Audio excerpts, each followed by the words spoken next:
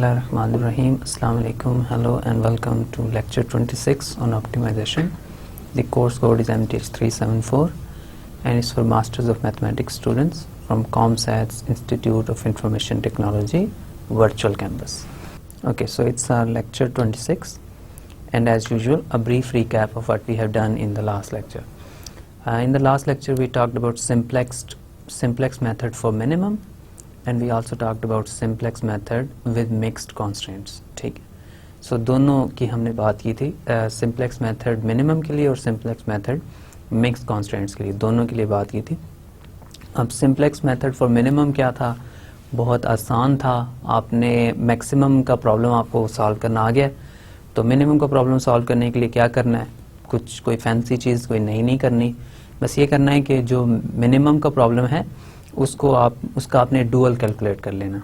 जब आपने उसका डुअल कैलकुलेट कर लिया फिर आपके पास वो मेथड जो है, वो जो प्रॉब्लम है सिंप्लेक्स का जो प्रॉब्लम है मिनिमाइजेशन का, वो मैक्सिमाइजेशन के प्रॉब्लम में कन्वर्ट हो जाएगा.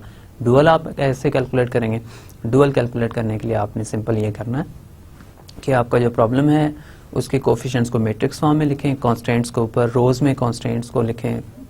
पहली रो पहली कॉन्स्टेंट की है, दूसरी रो दूसरी कॉन्स्टेंट की है, फिर फाइनल रो जो भी आपकी मैट्रिक्स की होगी वो आपके ऑब्जेक्टिव फंक्शन की रो की कोफिशिएंट्स होंगे. ठीक है, फिर आपने क्या करना है, फिर आपने उस मैट्रिक्स का ट्रांसपोज ले लेना.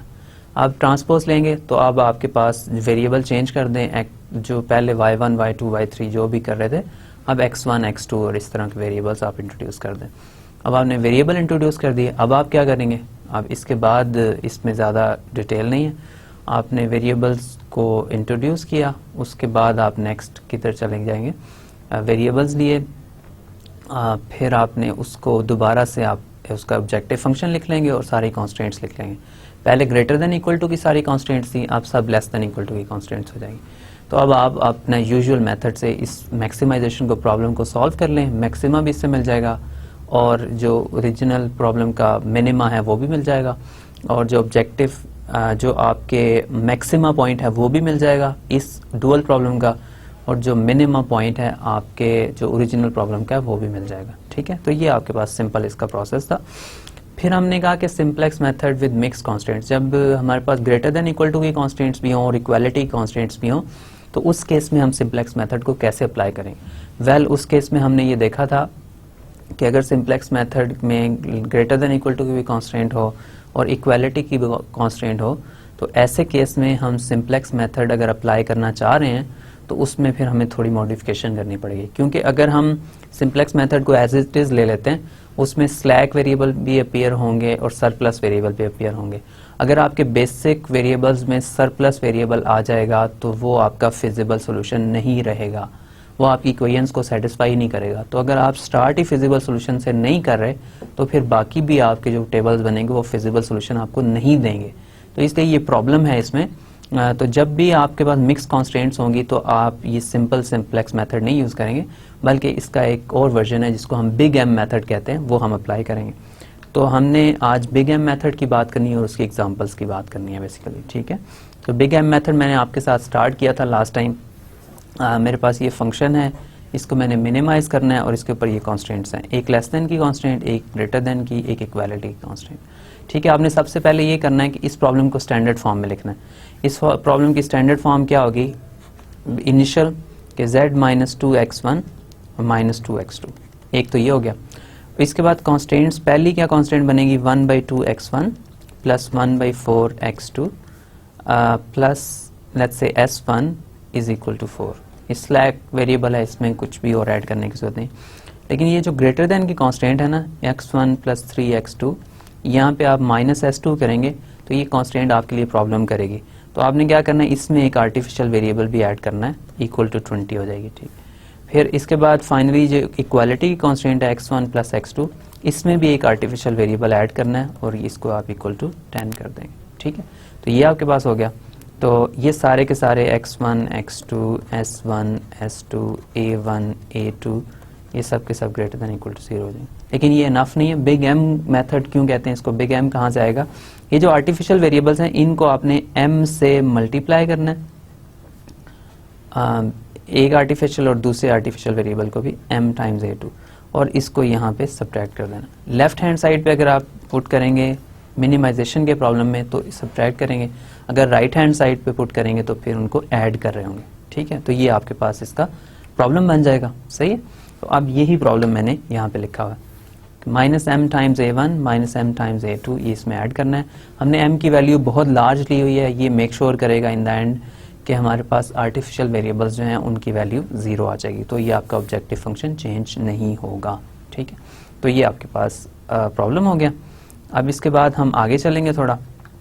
तो अब ये बिग एम मेथड हमारे पास क्या कहता है, इसके बारे में ये मैंने आपको बताया था कि अगर मिनिमाइजेशन का प्रॉब्लम होगा तो राइट हैंड साइड पे ऐड करेंगे, लेफ्ट हैंड साइड पे सब्ट्रैक्ट हो जाएगा आगे।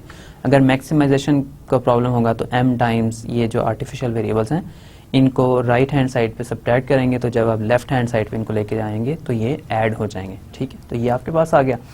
अब इसके बाद क्या होगा, इसके बाद इसका टेबल बनाना, बाकी वही चीज़ें। आपने वेरिएबल x1 लिख लिया, x2 लिख लिया, s1 कॉन्स्टेंट जो आपका वेरिएबल स्लैक वेरिएबल था, s2 सरप्लस वेरिएबल है, ये a1 a2 आपके आर्टिफिशियल वेरिएबल्स इसमें मैंने लिख दिए, ठीक है। ओके, अब इसमें क्या करना है, ये स्लैक वेरिएबल और सारे आर्टिफिशियल वेरिएबल्स, जो स्लैक वेरिएबल्स होंगे और आर्टिफिशियल वेरिएबल्स होंगे वो आपके बेसिक वेरिएबल्स बनेंगे। जो आपका सरप्लस वेरिएबल है उसको आपने बेसिक वेरिएबल्स में इंक्लूड नहीं करना, किसी सूरत नहीं करना, अदरवाइज आपका जो टेबलो होगा वो एक फिजिबल सोल्यूशन के से कॉरस्पॉन्ड नहीं करेगा, ठीक है। ओके, तो अब हम क्या करेंगे, अब ये देखें फिल किया हमने टेबल जो है, टेबल फिल किया तो ये आ जाएगा बेसिकली। आप ये देख रहे हैं कि इस टेबल में क्या वैल्यूज़ आ रही हैं, इस टेबल में वैल्यूज़ आएंगी, यहाँ पे ये मेरी कॉन्स्टेंट्स लिखी हुई थी। कॉन्स्टेंट क्या थी, 1/2 1/4 1, और ये सारी इसमें वैल्यूज़ लिखी हुई हैं। तो ये यहाँ पे आप देख लें, यही वैल्यूज़ मैंने वहाँ पे ले जाके लिखी हुई हैं, ठीक है। तो इसमें ये सारा टेबल बन जाएगा, ठीक है। ओके, अब ये जो ये देखें, ये मेरे पास आ जाएगा फंक्शन -2 -3 -m जो आपका ऑब्जेक्टिव फंक्शन है उसमें, और ये उसकी राइट हैंड साइड है, सिंपल आपके पास है। लेकिन इस टेबल के साथ एक इशू है, वो टेबल ये है कि सिंप्लेक्स टेबल के रूल को ये एक वायलेट कर रहा है। रूल ये है कि जितने भी बेसिक वेरिएबल्स होंगे उनके नीचे z वाली रो में 0 आएगा, ये रूल है ना सिंप्लेक्स टेबल का। तो अब यहाँ पे ये -m आ रहा है, यहाँ पे भी ये -m आ रहा है, तो ये नॉन जीरो क्वांटिटीज आ रही है ना, a1 और a2 आपने बेसिक वेरिएबल्स लिए हैं। तो अगर इन दोनों को आपने क्या करना है, इन दोनों को आपने 0 करना है, तो कुछ रो ऑपरेशंस अप्लाई कर दें।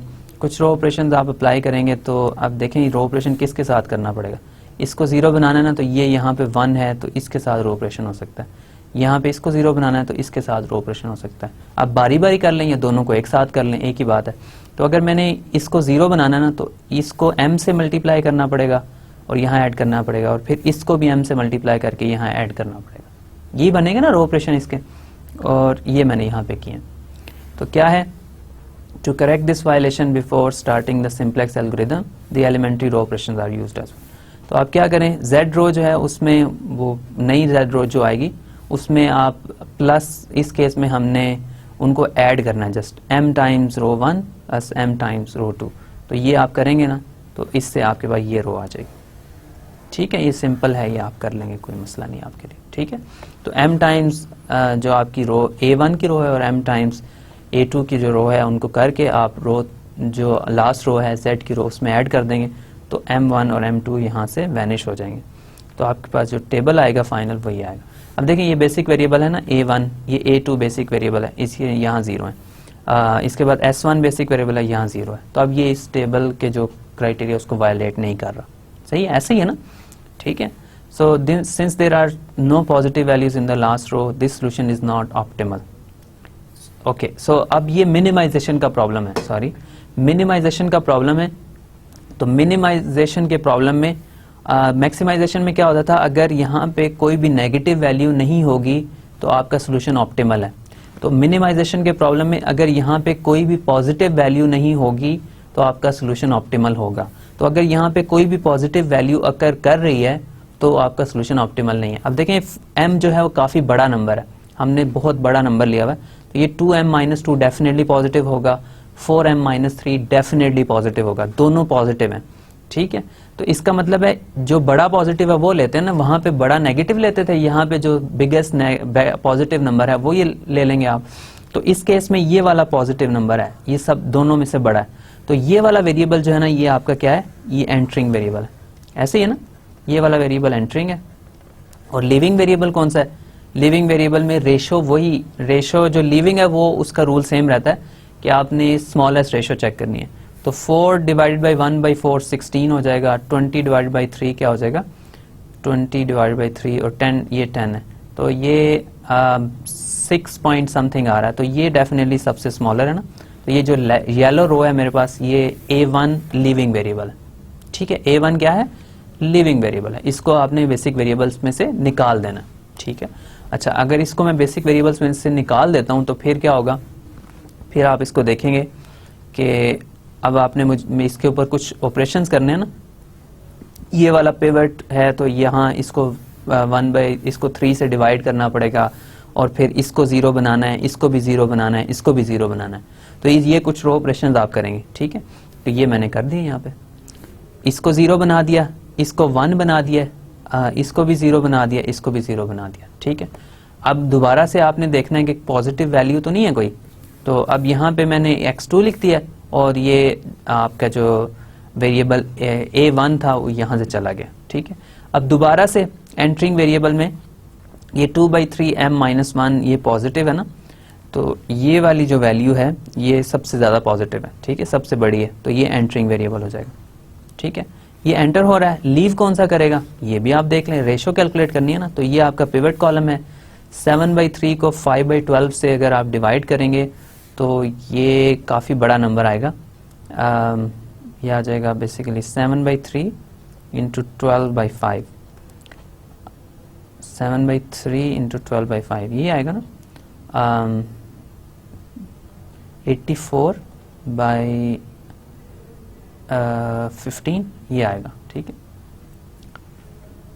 तकरीबन 5.5 समथिंग ये आ जाएगा। और ये आपके पास 10 डिवाइड बाई 3 के करीब है, और ये 20 डिवाइड बाई 3 भी आपको पता है ये क्या आ रहा है, ठीक है। इसको देखना पड़ेगा, sorry, 10 divide by 3 into 3 divide by 2 ये 5 आ रहा है, और ये आ रहा है 20 डिवाइड बाई 3 इन 3 ये 20 आ रहा है। तो ये वाली जो वैल्यू ये सबसे स्मॉलेस्ट है रेशो में, तो अगर ये वाली वैल्यू सबसे स्मॉलेस्ट है रेशो में तो ये आपका पिवट एंट्री बन गई, ये पिवट कॉलम है, ये पिवट रो है, ठीक है। अब आपने क्या करना है, आपने यहाँ पे A2 की जगह x2 लिख देना है, और आपने फिर क्या करना है, इसमें से ये 2/3 जो है इसको 1 बनाना है, बाकी ये वाली भी 0 बनानी है, ये भी 0 बनानी है, और ये भी 0 बनाना है। अगर आप ये करेंगे, इसके ऊपर रो ऑपरेशन करेंगे तो आपके पास यहाँ से आ जाएगा, ये देखें, इसके बाद आपके पास ये आ जाएगा, ठीक है। इसको 0 बना दिया, इसको 0 बना दिया, इसको 1 बना दिया, और इसको भी 0 बना दिया, ठीक है। अब S1, X2 और X1 जो है आपके बेसिक वेरिएबल्स बन गए, ठीक है। अब आप देखें यहाँ पे अगर कोई भी पॉजिटिव वैल्यू अगर आपको नज़र आ रही है, कोई भी पॉजिटिव वैल्यू अगर आपको नज़र आ रही है, तो फिर ये वाला जो सोल्यूशन है वो ऑप्टिमल नहीं है। लेकिन ये भी नेगेटिव है, ये m बहुत बड़ा नंबर है, तो ये भी नेगेटिव है, ये भी नेगेटिव है, तो इसका मतलब है ये जो सोल्यूशन आपके पास गिवन है ये ऑप्टिमल सोल्यूशन है, ठीक है। कोई भी पॉजिटिव वैल्यू लास्ट रो में एग्जिस्ट नहीं करती है। तो ऑप्टिमल सोल्यूशन के लिए x1 5 है, x2 5 है, और s1 जो है वो 1/4 है। जो दोनों वैल्यूज़ हैं आर्टिफिशियल वेरिएबल्स की, A1 और A2 दोनों 0 हैं, और Z जो है वो ज़ाहिर है फिर आपका मिनिमम है वो 25 आ जाएगा, ठीक है। तो ये 2 आइट्रेशंस के ऊपर हमारा प्रॉब्लम सॉल्व हो गया, और इसमें बेसिकली हमने कुछ भी नहीं करना था। ये artificial variables in the end vanish हो गए हैं, इनका कोई रोल नहीं है हमारे इधर।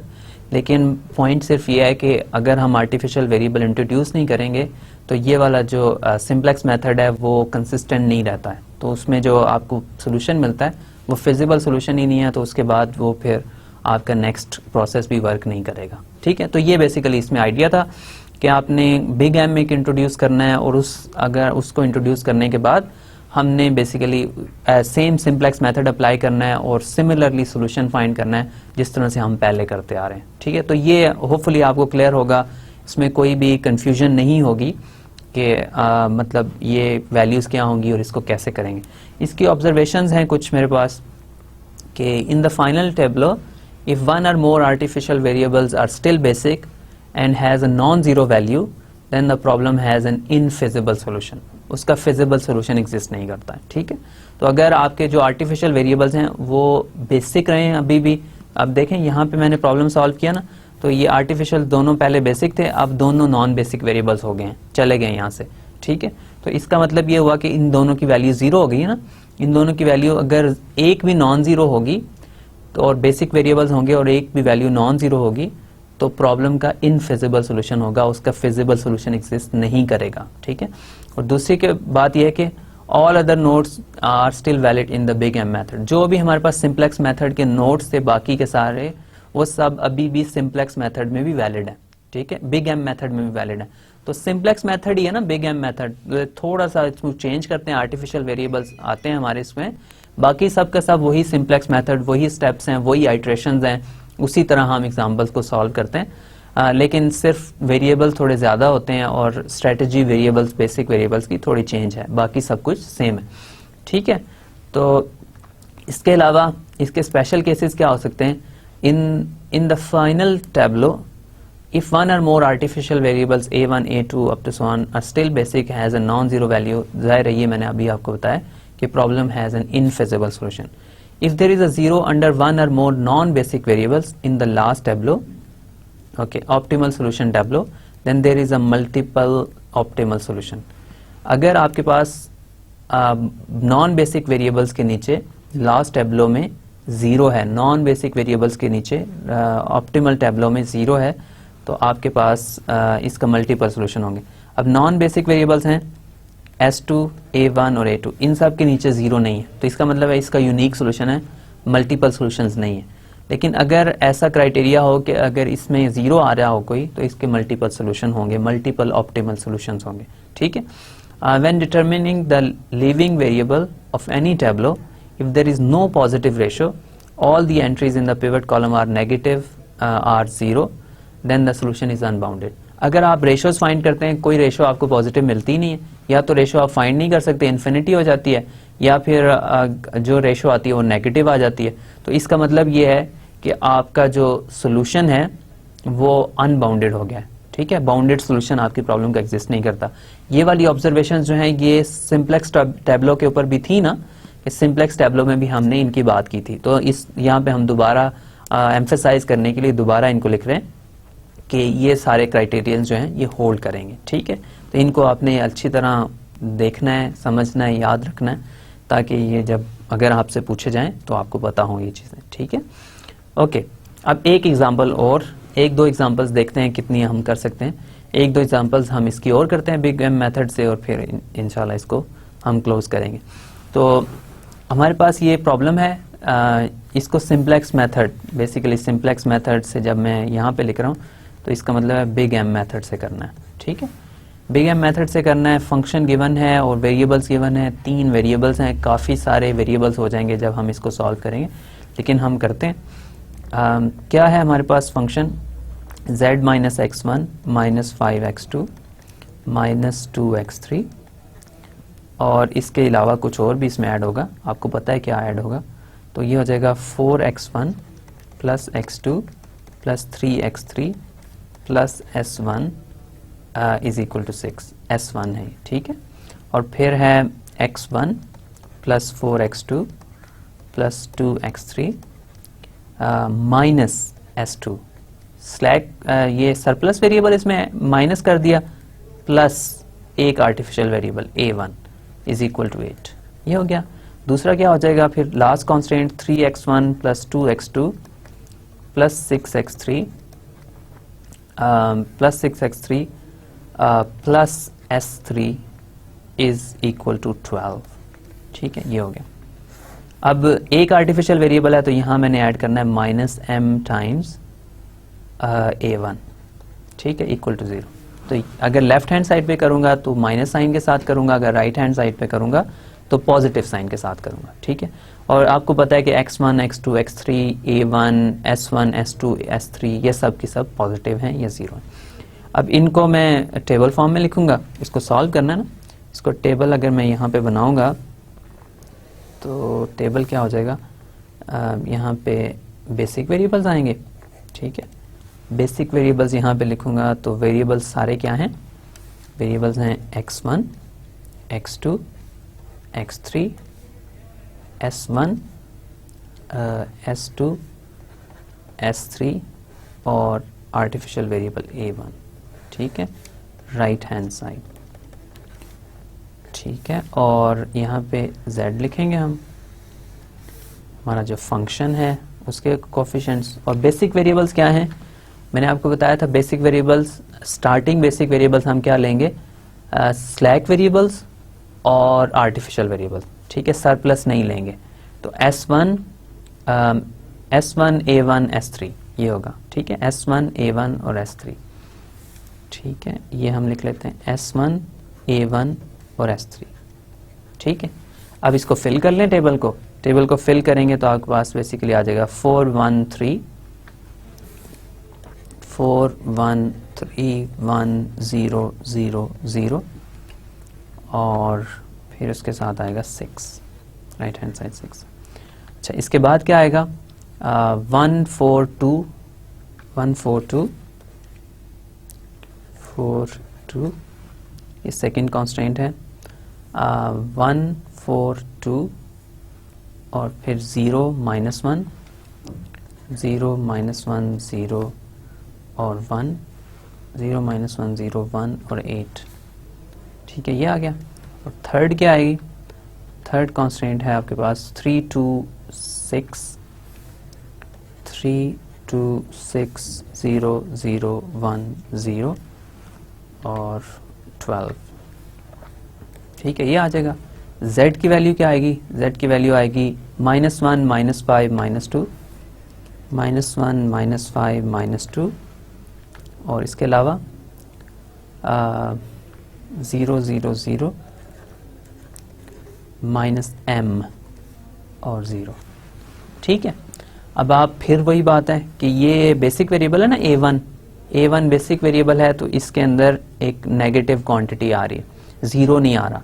तो अगर इसको मैंने 0 करना है तो इसके लिए एक रो ऑपरेशन करना पड़ेगा ना, इस प्रॉब्लम को हम मैक्सिमाइज कर रहे हैं, ठीक है। तो इसके ऊपर रो ऑपरेशन करें आप, रो ऑपरेशन क्या हो जाएगा इसका, ये सेकंड रो से करना पड़ेगा। तो सेकंड रो से अगर मैं इसके ऊपर रो ऑपरेशन करूंगा, उसको m से मल्टीप्लाई करूंगा और इसमें ऐड कर दूंगा, ठीक है, m से मल्टीप्लाई करूंगा और इस इक्वेशन में ऐड कर दूंगा। तो ये बेसिकली मेरे पास हो जाएगी -1 -5 -2 0 0 0 और -m, ठीक है, ये होगा ना -m, ये है, इसको m से मल्टीप्लाई करना है, ये हो जाएगी m 4m 2m 0 -m, okay, -m हो जाएगा। और फिर क्या हो जाएगा यहाँ पे 0 0, तो ये 0 ही रहेगा, ये 1 है तो ये m हो जाएगा, यहाँ पे ये 0 था और ये 8 है तो ये 8m हो जाएगा, ठीक है ना, इसको m से मल्टीप्लाई कर दिया, सही। अब इसको आप करेंगे तो ये क्या आ जाएगा, ये आ जाएगा m -1, ये आ जाएगा 4m -5, ये क्या आ जाएगा 2m -2। ओके, एक छोटी सी चीज़ हमने इसमें मिस्टेक कर दी है, आपने होपफुली नोटिस भी कर लिया होगा क्या मिस्टेक की है, तो ये इस सब को मुझे कैंसिल करना पड़ेगा। मिस्टेक बहुत सिंपल है, बहुत छोटी सी मिस्टेक है, लेकिन उसके इफ़ेक्ट्स जो हैं वो फार रीचिंग होंगे अगर हम उसको अभी करेक्ट नहीं करेंगे, ठीक है। मिस्टेक क्या है, बहुत सिंपल मिस्टेक है, आपने तो नोटिस कर ली होगी जल्दी। ये देखें, ये मैक्सिमाइजेशन का प्रॉब्लम है ना, तो इसमें इस साइड के ऊपर मुझे इसको ऐड करना है, बस ये इतनी सी मिस्टेक है। तो m टाइम्स a1 करना है और ऐड करना है इसको। मिनिमाइजेशन के प्रॉब्लम में ये सब्ट्रैक्ट होगा इस साइड पे और इस प्रॉब्लम में ये इस साइड पे ऐड होगा, बस ये इतना सा अगर करूँगा ना तो ये +m हो जाएगा, बाकी सब कुछ एज इट इज़ रहेगा, ठीक है, बाकी इसमें कोई भी मिस्टेक और नहीं है। तो ये प्लस हो जाएगा सिर्फ, तो ये फिर अब प्रॉब्लम थोड़ा स्ट्रेंज हो रहा था इसलिए मैंने नोटिस कर लिया कि ये इसमें कोई थोड़ा इशू है। तो अगर ये m है, अब इसको देखें, अब सब्ट्रैक्ट करना पड़ेगा, तो ये हो जाएगा बेसिकली -1 -5 -2 0 0 0 m 0, ठीक है। और फिर क्या करना पड़ेगा, यहाँ से आ जाएगा, यहाँ से आपके पास आएगा 1, इसको m से मल्टीप्लाई करना, m 4m 2m 0 और फिर यहाँ से क्या आ जाएगा -m, ठीक है ना, ये 0 आ जाएगा, ये m आ जाएगा और ये क्या आ जाएगा 8m, ठीक है। ये लास्ट प्रॉब्लम जो हमने किया था उसमें यही किया था ना, ये देखें यहाँ पे ये मैं कर रहा हूँ, ठीक है। तो ये मैं बेसिकली वहाँ पे भी मैं यही ऑपरेशन एज इट इज़ कर रहा हूँ, ठीक है।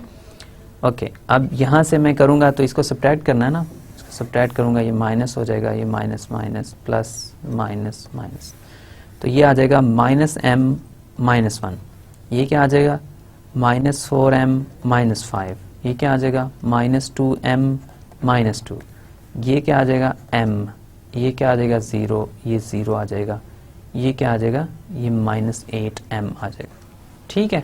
अब इसकी लास्ट रो में मैंने ये वैल्यू रिप्लेस करनी है, लास्ट रो में ये वैल्यू रिप्लेस करूंगा तो आपके पास जो नया टेबल आ जाएगा वो मैं लिख लेता हूँ, ठीक है। वो टेबल क्या आ जाएगा, थोड़ी एग्जांपल ये लेंथी होती है इसलिए थोड़ा टाइम हमें लग जाएगा, लेकिन कोई बात नहीं, हमने इसको करना है। वेरिएबल्स हमारे क्या हैं, x1 x2 x3 s1 s2 s3 a1, ठीक है, और राइट हैंड साइड, राइट। सो ये हो गया। अब इसके बाद यहाँ पे क्या रखा था हमने, यहाँ पे जिस सीक्वेंस में रखे थे s1 a1 s3 s1 a1 s3 और z, ठीक है। तो ये हमारे पास आ जाएगी, इसको टेबल को फिल कर लें। अब टेबल को फिल वही करना है, 4 1 3 1 0 0 4 1 3 1 0 0 और 6, यहाँ पे है 1 4 2, ये 0 होगा और ये है, ये वाला -1 है, ये 0 है, ये 1 है, 0 -1 0 1 और 8, ठीक है, क्या आ जाएगा। और ये यहाँ पे है 3 2 6 0 0 1 0, ठीक है, 3 2 6 0 0 1 0 12। और लास्ट रो अभी जो मैंने बनाई है वो लिखूंगा ना, लास्ट रो मैंने बनाई है -m -1 -4m -5 -1 -4m -5, इसके बाद है -2m -2 -2m -2, इसके बाद क्या है, m है, 0 है, 0 है और -8m है, ठीक है।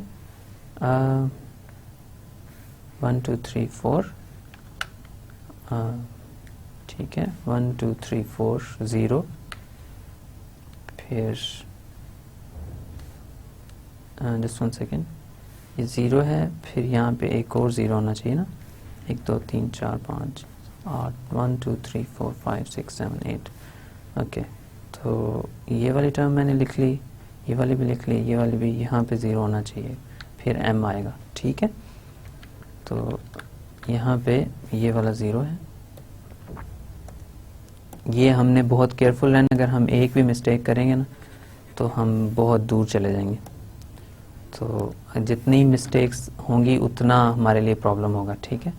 तो यहाँ 0 है, ये m है और फिर 0 है और -8m है, 0m है, फिर 0 0 और -8m, ठीक है, ये हमारे पास आ गया, सही है। अब इसके बाद हमने क्या करना है, इसके बाद हम ये करेंगे, अब इसमें से सबसे बड़ी नेगेटिव वैल्यू कौन सी है, -4m -5 सबसे बड़ी नेगेटिव वैल्यू है, मैक्सिमाइजेशन का प्रॉब्लम हम कर रहे हैं, तो ये वाला एंटरिंग वेरिएबल है, ठीक है। और लीविंग वेरिएबल के लिए रेशो कैलकुलेट कर लें, ये 6 आ रही है, 8/4 2 आ रही है, ये 6 आ रही है, ये वाला लीविंग वेरिएबल। तो जो आर्टिफिशियल वेरिएबल है ये लीव कर रहा है, ठीक है, जो कि गुड न्यूज़ है, क्योंकि आर्टिफिशियल वेरिएबल्स को हम 0 लेना चाह रहे होते हैं, ठीक है। ये आर्टिफिशियल वेरिएबल अगर लीव कर रहा है तो इसके लिए आपने फिर क्या करना है, इसकी वैल्यूज़ आप दोबारा नया टेबल बनाएंगे ना, नया टेबल आप बनाएंगे तो उसमें वैल्यूज़ रखेंगे, x1 है, x2 है, x3 है, s1 है, s2 है, S3 है, A1 है और फिर ये राइट हैंड साइड है, ठीक है। और फिर यहाँ पे S1 है और X2 हो जाएगा और फिर S3 हो जाएगा, ठीक है। और फिर उसके बाद क्या आएगा, यहाँ पे Z आएगा। ओके, ऑलराइट, सो ये हो गया हमारे पास।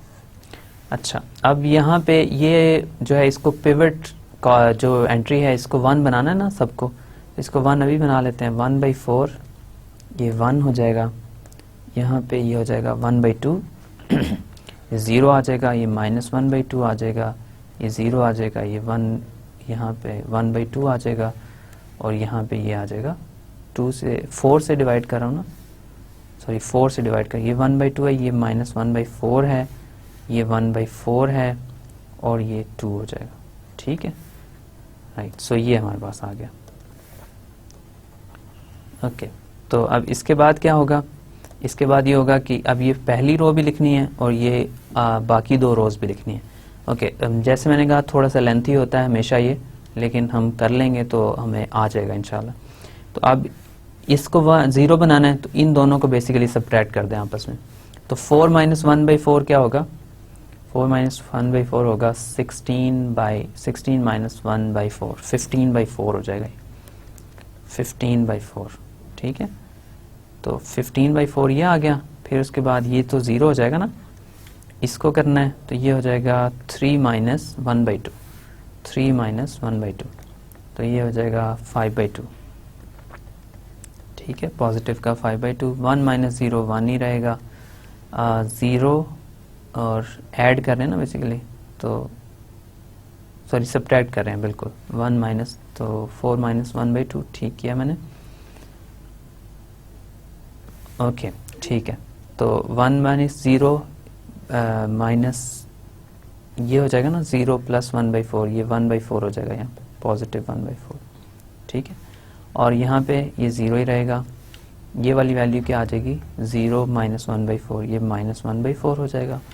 और ये 6 है तो 6 - 2 ये 4 हो जाएगा। ओके, ये आ गई वैल्यू। अब इसके बाद इस रो को बनाना है, तो इस रो को बनाने के लिए ये वाली रो -2 टाइम्स ये वाली रो, तो ये यहाँ पे करना पड़ेगा मुझे। ये करूँगा तो ये हो जाएगा 3 2 6 0 0 1 0 12, ठीक है। और इसको 2 से मल्टीप्लाई करूँगा तो ये वाली रो क्या आ जाएगी, ये वाली रो आ जाएगी 1/2,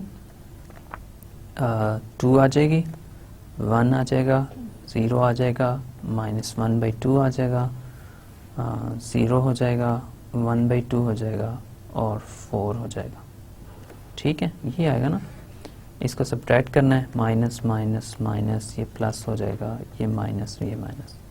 3 - 1/2 क्या आया था, 5/2 आ रहा था ना, 3 - 1/2 ये 5/2 है, ठीक है, ये 0 है। 6 - 1 5 हो जाएगा, 0 है, ये 1/2 हो जाएगा, ये 1 ही रहेगा, ये -1/2 हो जाएगा और ये 12 - 4 8 हो जाएगा। तो यहाँ पे आ गया 5/2, 0 5 0 1/2, 1 -1/2 और 8, ठीक है, ये आ गया। अब ये लास्ट वाली आपकी जो रो है इसको भी कर लें। इसको करने के लिए आपको ये वाली एंट्री 0 बनानी है, तो इसको यहाँ लिखता हूँ मैं, -m - 1 -4m - 5 -2m - 2 0m 0 0 -8m, ठीक है। अब इससे आपने करना है इसको, ये -4m - 5 इसको इसके लिए करना है। तो इसको बेसिकली आप क्या करें, इसका पॉजिटिव चाहिए तो 4m + 5 से इसको मल्टीप्लाई कर दें, तो फिर ये इसको ऐड कर देंगे, ये कैंसिल हो जाएगा, ठीक है। तो 4m + 5 से इसको मल्टीप्लाई करना है, तो यहाँ पे ये आ जाएगा 4m + 5 over 4, ओके ओके। यहाँ क्या आ जाएगा 4m + 5, यहाँ क्या आ जाएगा 4m + 5 over 2, यहाँ 0 आ जाएगा, यहाँ आ जाएगा -4m + -5 ही लिखते हैं डायरेक्ट, -4m - 5 over 4, और इसके बाद यहाँ क्या आएगा, ये 0 ही आएगा, ठीक है। और यहाँ पे आएगा 4m + 5/4, ठीक है, 4m + 5/4। और यहाँ पे क्या आएगा 4m + 5, तो ये 8m + 10, ओके, 8m + 10 हो जाएगा ये, ठीक है। इस सारे को करेंगे, मुझे थोड़े सी वैल्यूज़ अरेज करनी पड़ेंगी ताकि इसको मैं करेक्टली कर सकूं। तो ये आपने कैलकुलेशन होपफुली नोट कर ली होगी, तो इसको मैं फ़िलहाल अरेज कर देता हूँ। आपने कैलकुलेशन देख लिया, ठीक है, तो ये कैलकुलेशन मैं अरेज कर देता हूँ क्योंकि ये बहुत ऑलरेडी कॉम्प्लिकेटेड हो गया। तो इस कॉम्प्लिकेशन को मैंने इरेडिकेट करना है, ठीक है। ओके, अब इसमें ये मेरे पास क्या आ जाएगा, इसको आप करना है सारे को। इसको आप करेंगे तो ये वाला जो हम 0 करना चाह रहे थे वो तो 0 हो गया। अब इसके बाद क्या होगा 4m + 5, ठीक है, तो ये हो जाएगा m + 5/4, ठीक है ना, -m -1, ठीक है। इसको ऐड कर रहे हैं हम, तो ये हो जाएगा -m, ये कैंसिल हो जाएगा, सो 5/4 -1 टोटल बचेगा। 5/4 -1 क्या हो जाएगा 5 - 4/4, तो ये 1/4 आ जाएगा। तो इतनी मुश्किल कैलकुलेशन के बाद ये सब सिर्फ 1/4 बचा है, 0 आ गया।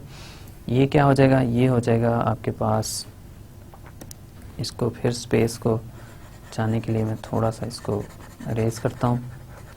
तो ये मेरे पास हो जाएगा, यहाँ पे आ जाएगा -2m -2, और फिर ये हो जाएगा +2m + 5/2, ओके, ये कैंसिल हो जाएगा। यहाँ से क्या बचेगा -2 + 5/2, -2 + 5/2 आप करेंगे तो ये हो जाएगा -4 + 5/2, तो ये 1/2 हो जाएगा, ठीक है।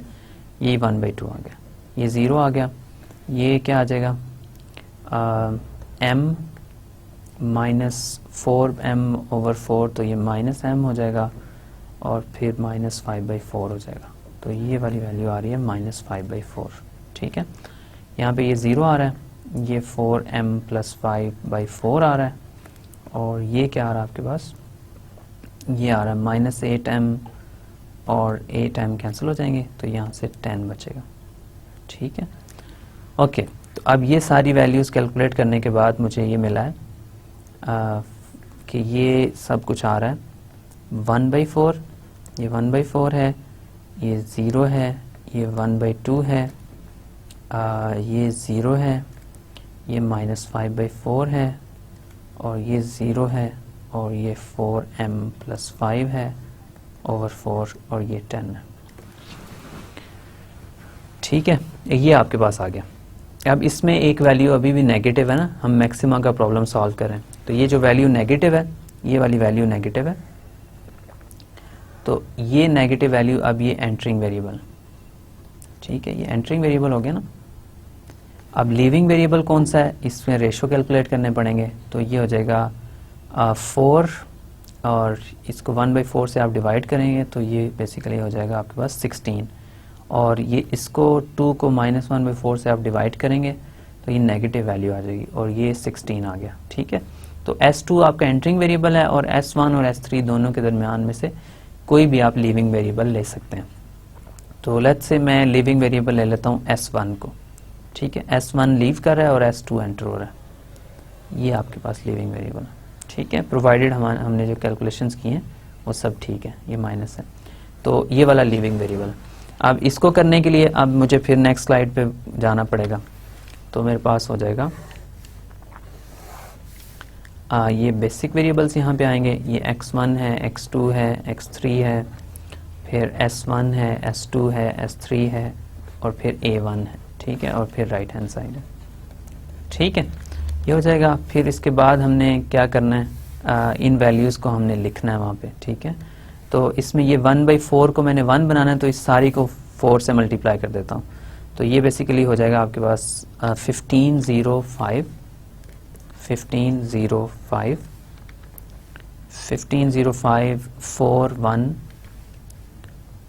41, और फिर इसके बाद आ जाएगा 0 -1 16, ठीक है, 0 -1 16, ठीक है, ये हो गया। अच्छा, अब इसके बाद क्या आ जाएगा, इसके बाद बाकी रोज़ जो हैं उनको हमने देखना है, इसको आपने 0 बनाना है, इसको भी 0 बनाना है और इसको भी 0 बनाना है, इन तीनों को आप 0 बनाएंगे, ठीक है।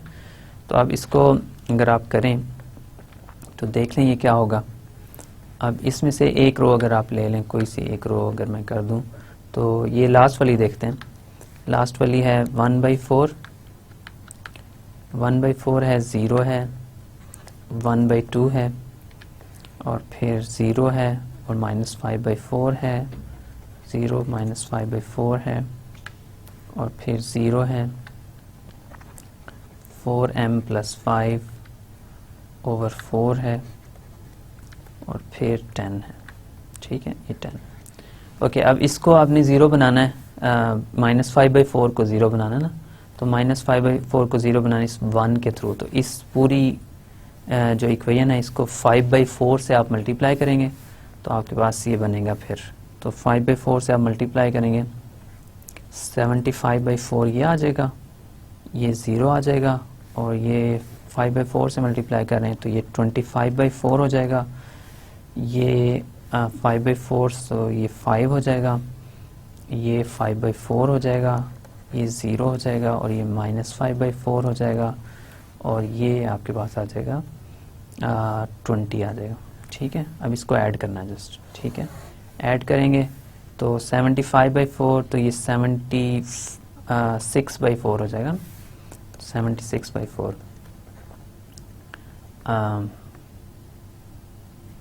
19 हो जाएगा, ठीक है, 19, ये 0, ये क्या आ जाएगा 25/4 + 1/2, तो ये क्या आ जाएगा 4, 25 प्लस क्या आ जाएगा 2, 27/4, ठीक है, ये 27/4 आ रहा है, ठीक है।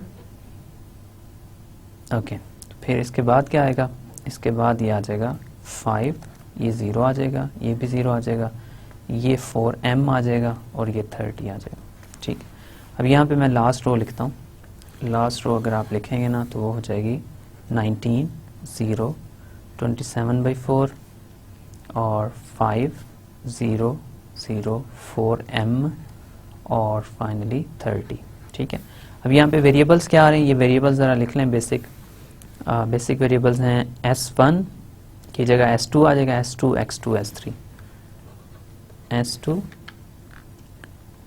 x2 और s3, ठीक है, ये आपके पास वेरिएबल्स आ गए। इन वेरिएबल्स को अगर आप माइंड में रखें तो इन वेरिएबल्स के साथ आपकी क्या वैल्यूज़ आ रही हैं, आपकी वैल्यूज़ आ जाएंगी। अब ये देखें, इन वेरिएबल्स की जो भी वैल्यू आए, मैं अब जानबूझ के इसको पॉइंट आउट नहीं कर रहा क्योंकि ये दो मुझे कैलकुलेशंस और करनी पड़ेंगी और फिर थोड़ा सा, लेकिन पॉइंट ये है कि अब ये बेसिक वेरिएबल s2 के नीचे 0 है, x2 के नीचे 0 है, s3 के नीचे 0 है और लास्ट रो में कोई भी नेगेटिव वैल्यू नहीं है, तो ये ऑप्टिमल सोल्यूशन बन गया। ऑप्टिमल सोल्यूशन जो इसका मैक्सिमा है वो 30 है, ठीक है, इसका मैक्सिमा 30 है और आर्टिफिशियल वेरिएबल a1 की वैल्यू 0 है। तो अब x2 जो है वो आप फाइंड कर लें, s3 भी फाइंड कर लें यहाँ पे दो रो ऑपरेशंस करके। तो लेकिन जो सोल्यूशन हमारा बन गया, इसके बाद कोई आइट्रेशन नहीं करनी पड़ेगी, ऑप्टिमल सोल्यूशन ऑलरेडी अचीव हो चुका है, ठीक है। तो अब ये आपने दो रो ऑपरेशंस और करने हैं, मैं जानबूझ के नहीं कर रहा, मैं चाह रहा हूँ कि एक एग्जांपल मैं और स्टार्ट कर दूं और वो भी कंप्लीट नहीं होगी मुझे पता है, लेकिन ये तकरीबन कंप्लीट है। इसके दो रो ऑपरेशंस रह गए हैं, वो आपने करने हैं और वो कंप्लीट करके फिर इसको आप छोड़ेंगे, ठीक है।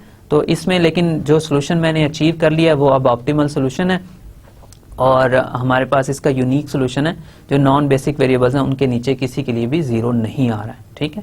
तो ये आप करेंगे तो इंशाल्लाह ये आपके पास कंप्लीट हो जाएगा, कोई इतना इशू नहीं होगा आपके लिए, ठीक है।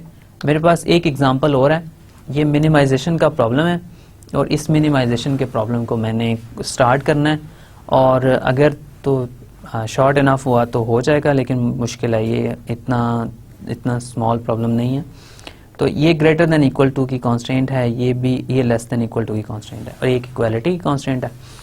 अब इसमें आप क्या करेंगे, आपका जो फंक्शन बनेगा वो है z-4, मिनिमाइजेशन का प्रॉब्लम है, याद रखिएगा, -4x1 -x2, ठीक है। और यहाँ पे क्या आ रहा है, यहाँ पे आ रहा है 3x1 plus x2 plus plus artificial variable a1 equal to 3। Equality की कॉन्स्टेंट है ना, तो इक्वालिटी की कॉन्स्टेंट में आर्टिफिशियल वेरिएबल इंक्लूड करने हैं आपने। फिर इसके बाद क्या होगा, इसके बाद होगा आपके पास 4x1 प्लस क्या आ जाएगा 3x2 greater than equal to है, माइनस इसमें से s1 करना पड़ेगा, प्लस इसमें एक आर्टिफिशियल वेरिएबल a2 ऐड करेंगे इक्वल टू 6 हो जाएगा। फिर इसके बाद क्या होगा x1 प्लस 2x2 और लेस देन इक्वल टू की कांस्टेंट है तो प्लस इसमें s2 करना पड़ेगा इक्वल टू 4 हो जाएगा। ठीक है, तो ये आपके पास प्रॉब्लम है, इसको सॉल्व करना है, लेकिन ये आर्टिफिशियल वेरिएबल दो जो आए हुए हैं वो यहाँ माइनस करने पड़ेंगे। मिनिमाइजेशन का प्रॉब्लम है, minus a1 ma1 minus ma2 equal to 0। Right, so इसका अगर हम टेबल बनाएं तो देखते हैं इसका टेबल क्या बनता है। इसका टेबल यहाँ पे बनेगा, टेबल बनेगा यहाँ पे basic variable x1 x2 x1 x2 हैं, फिर s1 s2 हैं और a1 a2, s1 है s2 है और a1 है और a2 है। ठीक है, और फिर राइट हैंड साइड है। ठीक है, इसको फिल कर लें टेबल को। बेसिक वेरिएबल्स क्या हैं, बेसिक वेरिएबल है s2 है और a1 a2 है। ठीक है, s2 है और a1 a2 है। जो स्लैक वेरिएबल्स होते हैं और जो आर्टिफिशियल वेरिएबल्स होते हैं वो बेसिक लेते हैं इनिशियली हम, जो आपका सरप्लस वेरिएबल होता है उसको इंक्लूड नहीं करते हैं। ठीक है, अब इसको करें तो ये हो जाएगा 3 1, पहली कांस्टेंट हो जाएगी 3 1 0 0 1 0। ठीक है, और 3 आ जाएगा। दूसरी कांस्टेंट क्या आएगी, दूसरी कांस्टेंट आएगी 4 3 -1 4 3 -1 0 0 1 0 0 1 6। ठीक है, और फिर उसके बाद 1 2 1 2 0 0 0 1 ये आ जाएगा 0 और ये 1 आ जाएगा। ठीक है, यहाँ पे आ गया 0 1 और फिर क्या आएगा 0 0 4। ठीक है, और z में क्या आएगा, z में आएगा -4 -1 -1 0 0 -m 0। ठीक है, अब सबसे पहले ये -m यहाँ से आपने रिमूव करने हैं, उसके लिए आपको क्या करना पड़ेगा, इसको m से मल्टीप्लाई करना पड़ेगा, इसको भी m से मल्टीप्लाई करना पड़ेगा और इसमें ऐड करना पड़ेगा।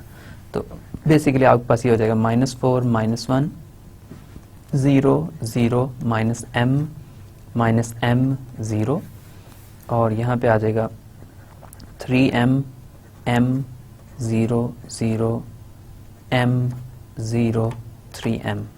ठीक है, और फिर यहाँ पे क्या आ जाएगा 4m 3m -m 0 0 m और 6m। ठीक है, ये हो जाएगा।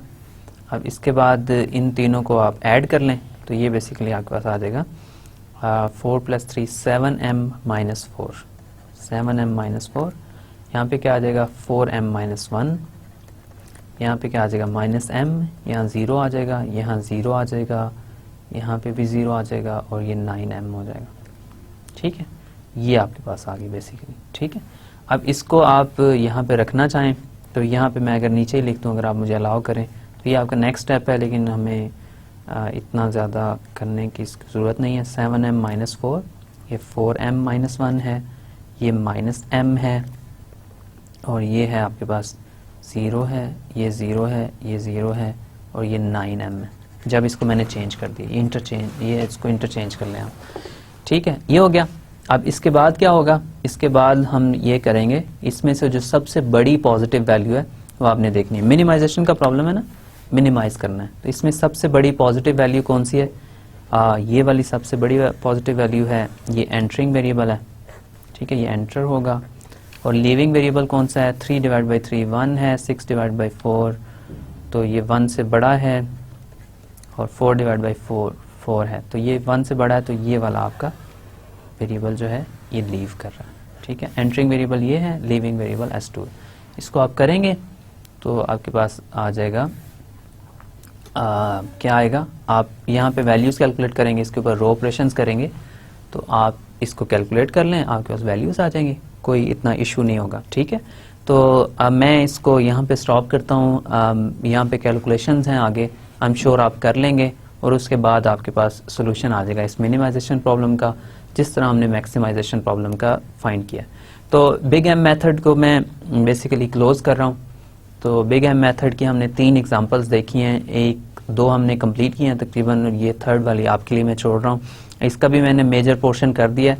अब आपने सिंपल आपने रो ऑपरेशंस करने हैं। ठीक है, रो ऑपरेशंस आपको पता है सिंप्लेक्स मेथड का एग्जैक्टली वही रो ऑपरेशंस है, वो करेंगे आप, तो उसके बाद आपके पास ये बिग एम मेथड से ये वाला प्रॉब्लम सॉल्व हो जाएगा। ठीक है, अब इस प्रॉब्लम को सॉल्व करने के बाद आप इसका मिनिमम पॉइंट निकाल लें और मिनिमम वैल्यू दोनों आपको मिल जाएंगे। ठीक है, तो आई होप कि आपको ये बिग एम मेथड भी क्लियर हो गया होगा। आसान है ये सब मेथड, जितने भी मैं लीनियर प्रोग्रामिंग के कर रहा हूँ ये सब के सब आसान है। तो इंशाल्लाह ये आपके लिए इतना प्रॉब्लम क्रिएट नहीं करेंगे। अब हमने आइडियली नॉन लीनियर प्रोग्रामिंग करनी है हमें नेक्स्ट लेक्चर में। आज के लेक्चर में तकरीबन टाइम कंप्लीट हो गया, तो नेक्स्ट लेक्चर में हम आइडियली नॉन लीनियर प्रोग्रामिंग करते हैं। तो बेसिकली आप यूँ समझिए कि ये एक सेइंग है कि नॉन लीनियर प्रोग्रामिंग का प्रॉब्लम अगर आपके पास लीनियर प्रोग्रामिंग की फॉर्म में ट्रांसलेट नहीं होता ना, तो तकरीबन उसको आप सॉल्व नहीं कर सकते। तो हम करते ये हैं कि हमारे पास नॉन लीनियर प्रोग्रामिंग का कोई प्रॉब्लम होता है तो उसको हम कोशिश करते हैं कि उसका लीनियर वर्जन हम फाइंड कर लें और फिर हम वही सिंप्लेक्स मेथड और ये जो भी मेथड हमें नोन है उसको हम अप्लाई करते हैं और उसको सॉल्व करते हैं।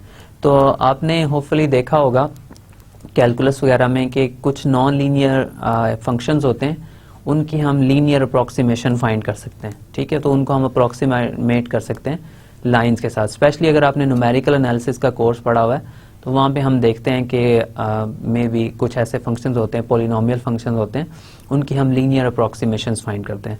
तो अगर हमारे पास पॉलिनोमियल फंक्शंस हो, उनकी लीनियर अप्रॉक्सीमेशन हमारे पास हो, तो फिर हम दोबारा उनको सिंप्लेक्स मेथड से ही सॉल्व कर सकते हैं। तो हम कोशिश करते हैं कि जब हमारे पास नॉन लीनियर प्रॉब्लम्स भी हमारे पास जो होते हैं उनको भी हम लीनियर प्रॉब्लम्स में ट्रांसलेट करें और फिर उनको सॉल्व करें। ठीक है, तो हमेशा नॉन लीनियर प्रॉब्लम्स को टैकल करना इतना आसान नहीं होता है, लेकिन अगर हम उनको नॉन लीनियर प्रॉब्लम्स को लीनियर प्रॉब्लम्स बना लें तो फिर हमारे पास सॉल्यूशंस निस्बतन आसान हो जाते हैं। और सिंप्लेक्स मेथड और ये चीज़ें तो आपको पता है आसान है, हमारे पास कोई इसमें इशू नहीं होता। अब नेक्स्ट टाइम हम एक और वर्जन है सिंप्लेक्स मेथड का जिसको हम 2 फेज मेथड कहते हैं। मे बी अगर हमारे पास टाइम हुआ तो हम उसकी बात करेंगे, नहीं तो हमारे पास जो 1-2 टॉपिक्स रह गए हैं वो उनकी इंशाल्लाह बात करेंगे तो कोर्स आपका कंप्लीट हो जाएगा। नॉन लीनियर प्रोग्रामिंग और डायनामिक प्रोग्रामिंग के बारे में हम थोड़ा सा बात करेंगे, बहुत कम पोर्शन हमने उसका डिस्कस करना है, इतनी ज़्यादा डिटेल में हम उसकी बात नहीं करेंगे। तो आई एम श्योर कि आपको चीज़ें क्लियर हुई होंगी। आज के लेक्चर में हमने बिग एम मेथड की बात की है। बिग एम मेथड में हमारे पास सिंपल सिर्फ ये होता है जब कॉन्स्टेंट्स हमारे पास मिक्स होती हैं, less than equal to, greater than equal to और इक्वालिटी, तीनों तरह की कॉन्स्टेंट्स होती हैं। तो हमारे पास ग्रेटर देन इक्वल टू की कॉन्स्टेंट में एक सरप्लस वेरिएबल सब्ट्रैक्ट करते हैं और एक आर्टिफिशियल वेरिएबल उसमें ऐड करते हैं। इसी तरह इक्वालिटी कॉन्स्टेंट में भी आर्टिफिशियल वेरिएबल ऐड करते हैं। फिर हम क्या करते हैं, जो आर्टिफिशियल वेरिएबल्स होते हैं उनको एक बहुत लार्ज नंबर m से मल्टीप्लाई करते हैं और उनको अगर मिनिमाइजेशन का प्रॉब्लम है तो उसके राइट हैंड साइड पे उन जो वेरिएबल्स हैं उनको ऐड कर देते हैं। m टाइम्स a1 और m टाइम्स a2 अगर दो आपके पास आर्टिफिशियल वेरिएबल्स हैं तो उनको जो फंक्शन है आपका ऑब्जेक्टिव फंक्शन उसकी राइट हैंड साइड पे इक्वल के बाद ऐड कर देते हैं, दूसरी साइड पे आके वो माइनस हो जाएंगे। अगर मैक्सिमाइजेशन का प्रॉब्लम है तो राइट हैंड साइड पे सब्ट्रैक्ट करेंगे तो जो दूसरी साइड पे आएंगे तो वो वहाँ पे ऐड हो जाएंगे। ठीक है, तो फिर उसके बाद नॉर्मल आपने प्रोसेस अप्लाई करना है सिंप्लेक्स मेथड का। सबसे पहले में ये होगा कि z में जो बेसिक वेरिएबल्स हैं उनके नीचे नॉन ज़ीरो नंबर्स आ रहे होंगे, उनको आपने रिमूव करना है ताकि सिंप्लेक्स मेथड जो टेबल है वो स्टैंडर्ड फॉर्म में आ जाए। जब उसको स्टैंडर्ड फॉर्म में ट्रांसलेट कर लेंगे तो फिर उसको आप सॉल्व कर लें। ठीक है, तो अब इस पे सिंप्लेक्स मेथड अप्लाई करेंगे और इंशाल्लाह ये हो जाएगा। तो आपके लिए एग्जांपल्स भी रखी हैं, आई एम श्योर आपको क्लियर हो गई हैं चीज़ें। तो अगर कन्फ्यूजन्स होंगी तो नोट से कंसल्ट करेंगे और इंशाल्लाह वो चीज़ें आपके इंस्ट्रक्टर्स हैं, आपके लेक्चरर्स टीचर्स होंगे, वो आपकी हेल्प करेंगे। तो आई एम श्योर सब कुछ ठीक हो जाएगा। Thank you very much for your time and attention. थोड़ा सा लेंथी था, थोड़ा सा कैलकुलेशन ज़्यादा है, लेकिन इंतहाई सिंपल मेथड्स हैं, बहुत आसान है अंडरस्टैंड करने में। सिर्फ कैलकुलेशंस होती हैं थोड़ी बहुत, उसमें केयरफुल रहें, मिस्टेक्स ना करें तो कोई इतना इशू नहीं है, आराम से आप लोग इसको कर लेंगे। Thank you very much for your time and attention, and hopefully I will see you again in the next lecture. Thank you very much.